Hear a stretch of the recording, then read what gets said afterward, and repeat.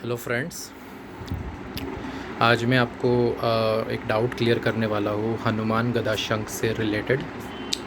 Actually कुछ दिनों पहले से 2-3 दिन पहले से मुझे कुछ कस्टमर के क्वेरीज़ आ रहे हैं कि उनको दो सवाल है। पहला सवाल ये है कि उनका कहना है कि आपने कैसे जाना कि इसे हनुमान गदा शंख ही कहते हैं और इसे भीम ही यूज़ करता था, महाभारत काल में भीम ही बजाया करता था, आपको कैसे पता। दूसरा सवाल ये है कि ये तो ऑस्ट्रेलियन ट्रम्पेट है, क्योंकि इसे ऑस्ट्रेलियन ट्रम्पेट कहते हैं। इसका साइंटिफिक नेम सायरिंग्स एरोवानस है। नेटिव इसका ऑस्ट्रेलिया से है। तो उस वक्त तो ये भारत में मिलता नहीं था, क्योंकि अभी नहीं मिलता है भारत में, उस वक्त भी नहीं मिलता था। तो आपने कैसे कहा कि भीम ही से यूज़ करता था, और क्योंकि उस वक्त तो ये भारत में मिलता नहीं था। तो ये सवाल है। तो सबसे पहले मैं कहूँगा कि मैं कोई अंतर्यामी नहीं हूँ और मैंने टाइम ट्रैवल करके 5000 साल पहले ये नहीं देखा कि महाभारत में भीम ने किस तरह का शंख बजाया था। मैं सिर्फ जनरल डिस्क्रिप्शन से बता रहा हूँ आपको कि भगवद गीता में श्लोक है, पौंड्रम दद्मो महाशंखम। जो शंख है भीम का, उसको पौंड्रम कहा गया है और उसे महाशंख का दर्जा दिया गया है, क्योंकि वो अनयूजुअली जायंट साइज़ का शंख है। और यदि आप हनुमान गदा शंख या ऑस्ट्रेलियन ट्रम्पेट को देखें, वो शंख ऐसा है कि उससे बड़ा इस दुनिया में कोई शंख है ही नहीं। 26 इंच 25 इंच 26 इंच तक वो बढ़ता है।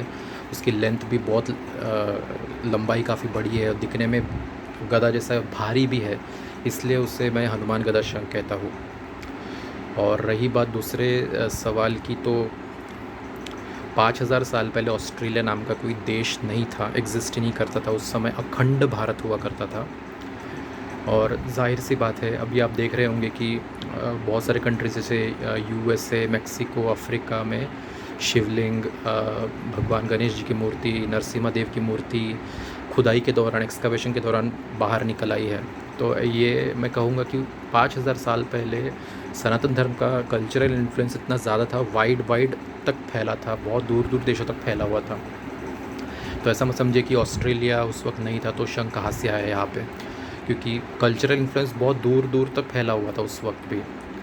तो वो शंख, और उस वक्त उस ज़माने में शंख मतलब ट्रेडिंग भी हुआ करता था, शिपिंग द्वारा हुआ करता था उस ज़माने में। तो इसलिए मैं कह रहा था कि ऐसा ज़रूरी नहीं है कि ऑस्ट्रेलिया है तो भारत में तो ये शंख मिलता नहीं। तो उस समय महाभारत में कुरुक्षेत्र में जो हुआ था वो कहाँ से आया। तो मैं यही कहूँगा कि 5000 साल पहले ऑस्ट्रेलिया एक्सिस्ट नहीं करता था, अखंड भारत हुआ करता था।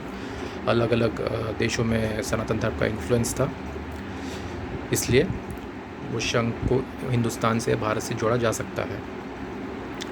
यही दो सवाल के जवाब मुझे देने थे, क्योंकि कस्टमर्स को कुछ डाउट थे। थोड़ा सा ध्यानपूर्वक सोचिए जो मैंने कहा था, अभी जो एक्सप्लेनेशन दिया मैंने उसमें ध्यानपूर्वक सोचिए। और मैं ऐसे ही अलग अलग शंखों से रिलेटेड टॉपिक्स कवर करते रहूँगा, स्पिरिचुअल टॉपिक्स पे बोलते रहूँगा। तो मिलते हैं अगले वीडियो में एक नए टॉपिक के साथ। Thank you so much and जय श्री कृष्णा।